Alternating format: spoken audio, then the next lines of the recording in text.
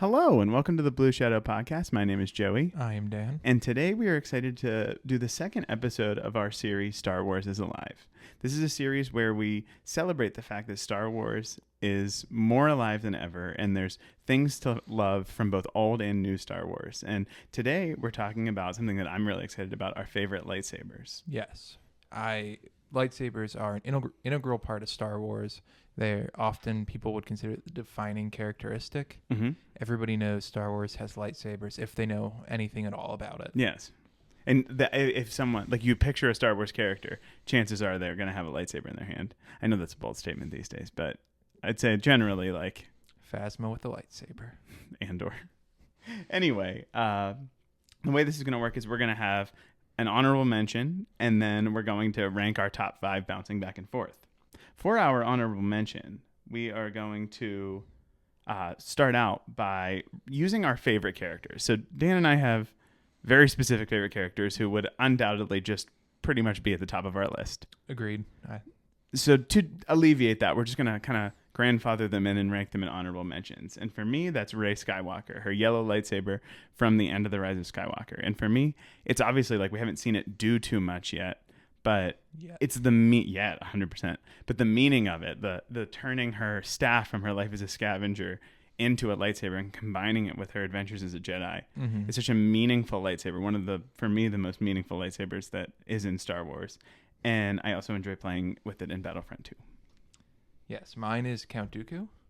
The iconic curved tilt. Mm-hmm. Not as much meaning to me. I just thought it was really cool. And then the little backstory behind it too, that a curved foil or a curved hilt in traditional fencing or sparring will give you an advantage over your opponent if you use it correctly. Mm-hmm. And Dooku being the renowned duelist, it makes sense. Yeah, that's it's really I've always liked it. I thought it was really cool. I had like the toy version as a kid. What do you think about his Jedi, like the Jedi version of it?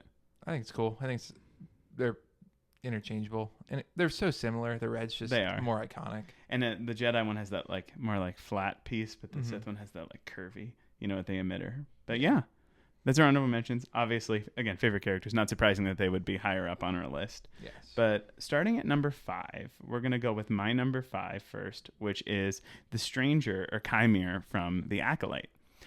Maybe there's some recency bias here, but also it's just one of the sweetest lightsabers we've ever seen. And I would not have said that prior to seeing the actual bottom of the hilt being able to twist off and turn into another lightsaber. Like we've had Cal Kestis before be able to take his lightsabers apart and use them as 2.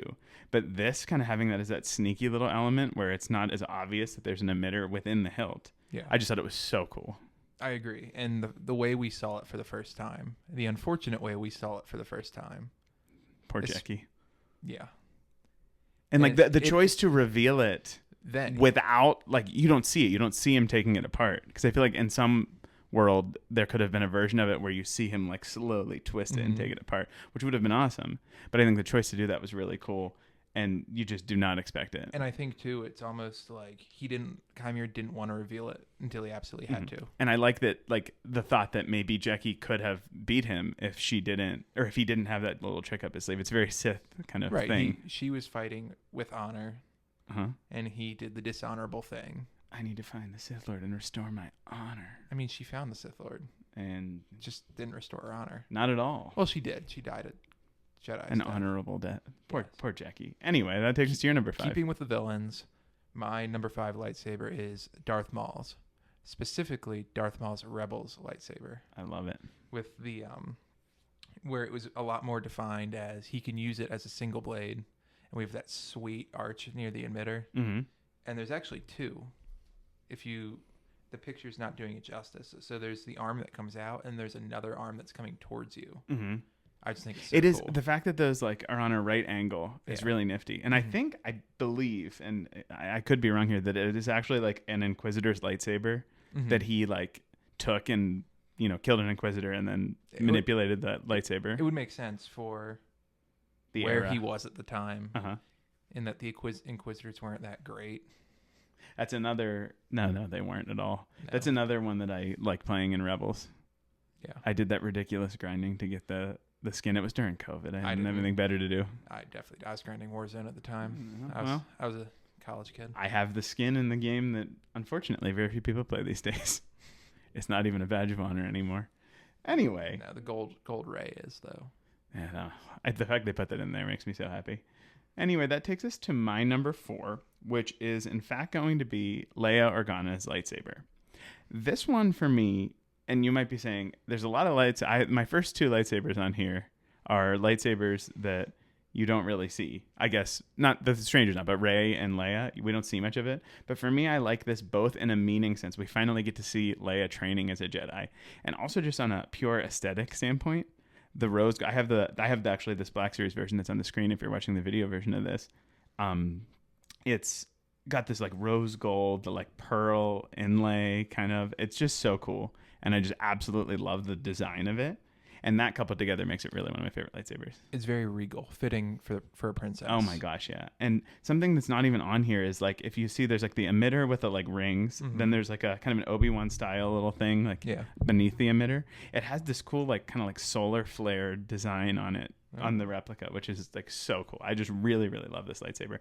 And it's used by Rey to help defeat Palpatine. So that is pretty sweet. Yeah. Mine doesn't have as much meaning. I, again, went for cool. And my 4th lightsaber is Gunji's, the Wookiee Jedi. That's a good one. The most recent in timeline Wookiee Jedi, because now we have Kelnaka. Mm-hmm. For those, Gunji's a little bit of a deep cut. If you haven't seen the Clone Wars, he is a Jedi youngling who's a Wookiee, and we're introduced to him when a couple of the younglings go to Ilum to get their kyber crystals, mm-hmm. and then they build their lightsabers with Terra Sinube. Oh, it's such a and Gunji was the first one to build his. Mm-hmm. He used a wooden hilt, which I think is sweet.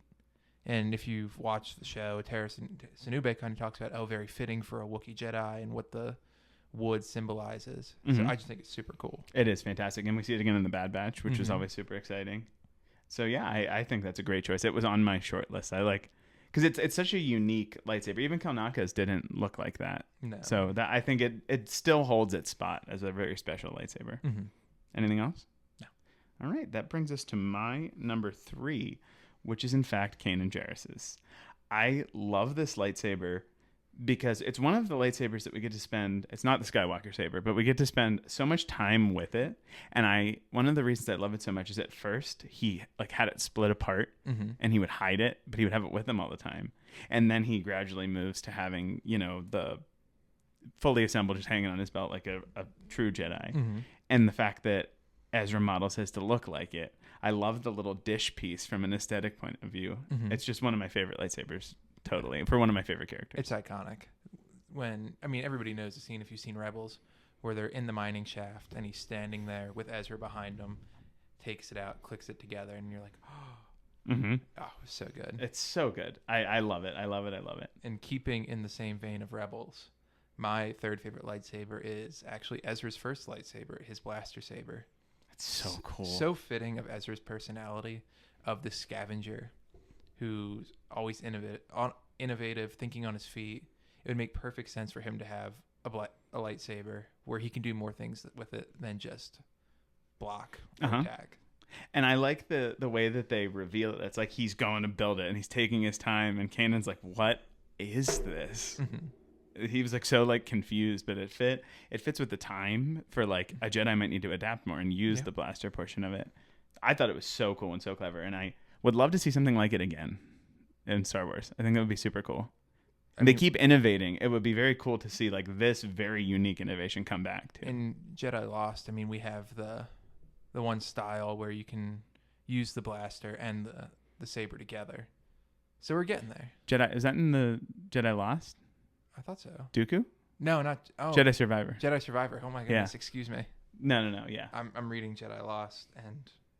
Whoops. I was going to say, I don't remember Dooku walking around with a gun, but... No, Cal Kestis has the gun-saber combo. A lightsaber that I almost put on my list as well, Cal Kestis. Yes. But anyway, that takes us to my number 2, which is... One of the reasons that it's here is A, because I love the character, B, because I love the design, C, because it's one of the only lightsabers in Star Wars you could identify purely based on the sound, and that is Kylo Ren's lightsaber. I love that the backstory from The Last Jedi and the Rise of Kylo Ren comic, that it's Ben Solo's Jedi lightsaber that he then turned into this Kylo Ren lightsaber, that he was so bad at bleeding the crystal that he like turned it, he had to like put the exhaust things on there to have the cross guard. So story wise, I love it. Visually, it's one of the coolest things. We talked in our last Star Wars Live episode about the Force Awakens trailer and how it was like, oh my God. Yeah. You see it. And it's just that like angled down view of it. It's so iconic. Like an angsty teenager, whenever he ignites it, he has to like shove it into the ground. Yeah. My headcanon is that because he's not confident it will turn on. So he needs the just the extra momentum to really force the kyber crystal to start emitting. And that's totally headcanon. But when they play with that in the Lego games, like he like has to like hit it a few times to make it work. It's in the I think one of like the holiday special or something. One of those, I can't remember which Lego short they did or special they did, but it's so good. I love everything about it. It's so fitting of him as a character.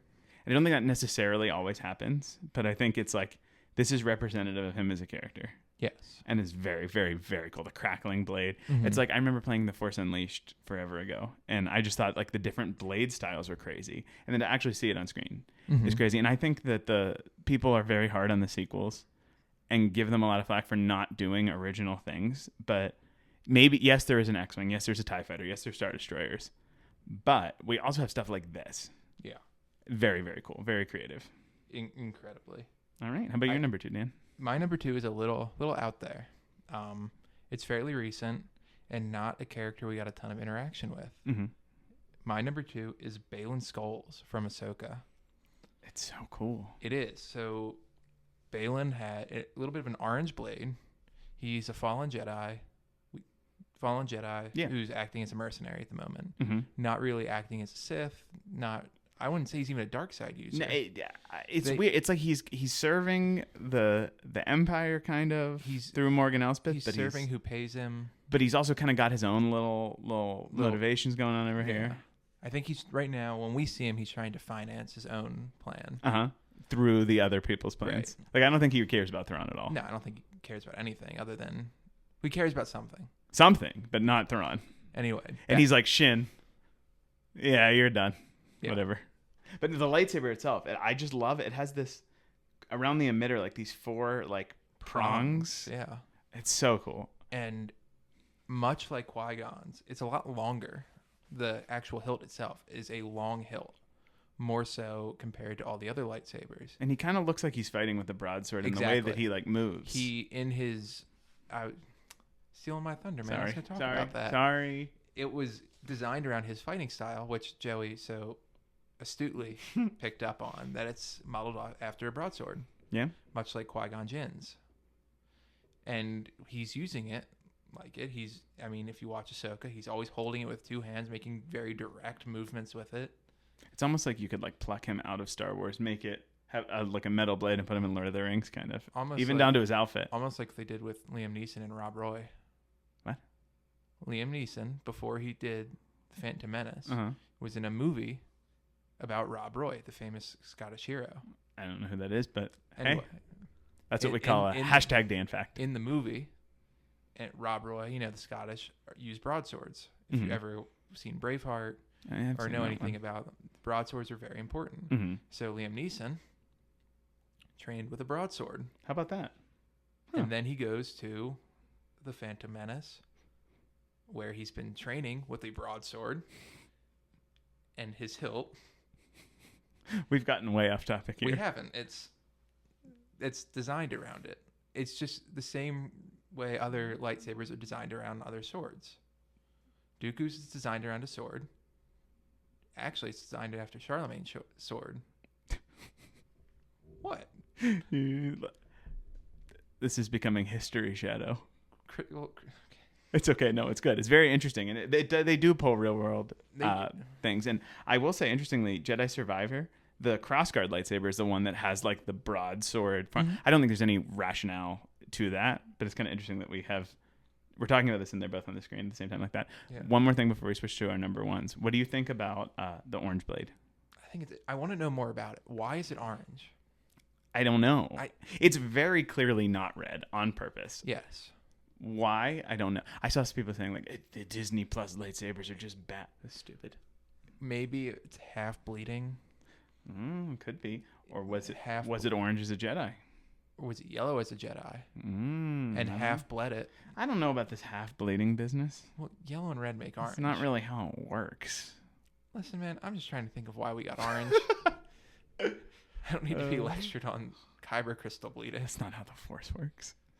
Anyway, ready for number ones? Yeah. All right. I think you guys could guess our number ones, potentially. I think it's possible based on, if you've listened to us at all, it's very, very, very possible. Given that we took the honorable mentions away, you still might be able to grab these. My number one is, in fact, Ahsoka, and I'm specifically referring to her white lightsabers from Rebels, Mandalorian, Book of Boba Fett, Ahsoka, all of that. Mm-hmm. I just love, there's something about the simplicity of the curved hilt.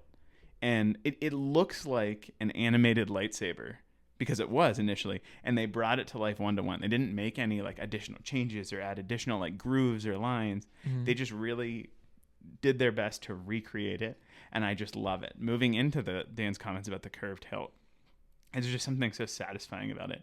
I do not own this one yet, but I really want it. Yet. This is a Black Series one that hasn't, it's either just come out or hasn't come out yet. But I love the choice to make it white. Like the inverse of bleeding the crystal is purifying the crystal. So she took the Inquisitor's blades, purified it, and then that's how she gets these, which is just so awesome to me. I'm a little sad that her second one got broken in Ahsoka and she's now down to one, but she'll make a new one. Maybe. She does have Huyang. She's Huyang. There's still Shin and Balin out there. It would be kind of cool if she had like one white one and one green one. That would be. I don't know. Very symbolic of her life, her upbringing. Yeah. That's how they sell the action figures there. Yeah. That way they can piece together sets too. Like if you want new Ahsoka, you have to buy that Black Series Saber set and this one. And you can just see this Black Series one is just singular. What? Yeah, no, they don't sell the other one. The Galaxy's Edge one has both. I don't know. It really is Ahsoka's lightsaber going forward then. I don't know. Yeah. Because I feel like if they were going to make... I don't feel like they would have released that. Yeah, like the Galaxy's Edge one was released for Rebel. Like, it was based on the Rebel stuff, and then they just kind of re-released it because, like I said, it's the same thing. Mm-hmm. Then they, did this. So, who knows? Why don't we take us to your number one, Dan? Before we get to my number one, I want to give one more very brief honorable mention. Oh.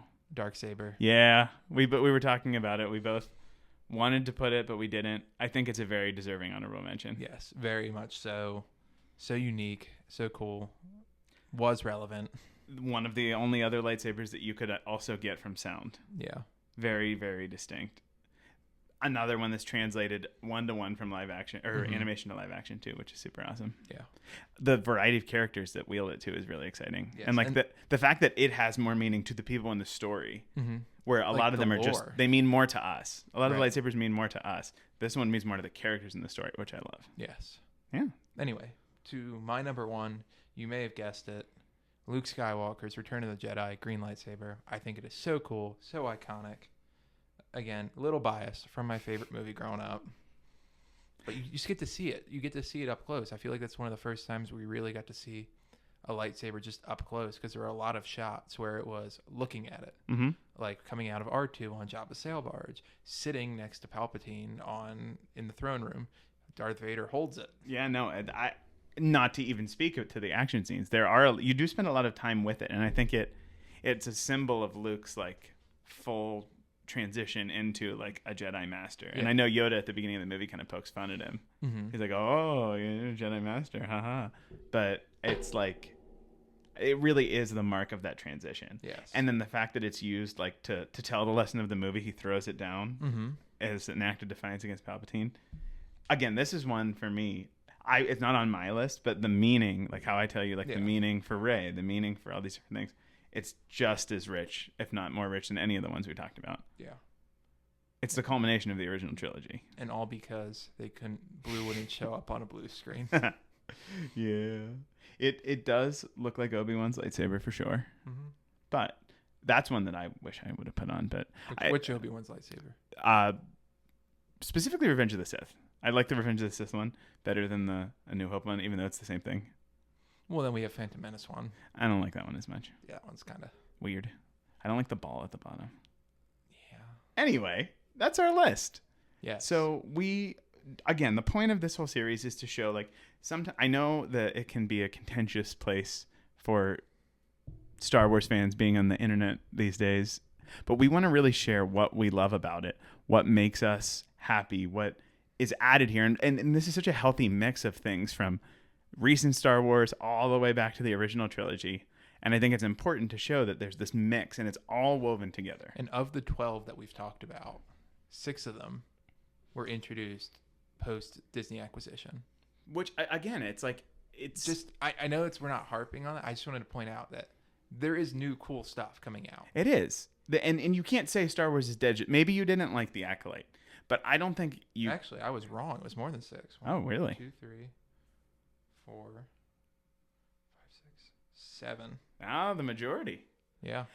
But proving our point further. Sorry, you might not have liked the Acolyte, but it's a cool lightsaber. And you might not have liked the Acolyte, but the lightsaber fighting was so cool. Like, this is just to show, like, we love Star Wars. We know you love Star Wars. We just want to put the positivity out there. Yes. You can nitpick anything. 100%. And we kind of did off air with, we nitpick sometimes. Occasionally, yeah. But and there's room for criticism. Like, you don't have to like everything. Nothing's perfect. But Star Wars is alive, well, and thriving. It is. And with that, we would love to hear what your favorite lightsabers are. Is there one we missed that you are just absolutely mortified that we didn't? There's some that we didn't include that I'm mortified we didn't. But please let us know what you think. We'd love to have a comment, tweet, Instagram comment at us. Let us know. We'd be happy to. With that, please consider giving us a subscription on YouTube or the podcast platform of your choice. Consider giving us a follow on Twitter, X at Blue Shadow Pod, or on Instagram at Blue Shadow Podcast. And consider looking at our Facebook page, which is Blue Shadow. With that, thank you so much for listening. We really appreciate your time, and we will see you next time. See you next time. Thank you.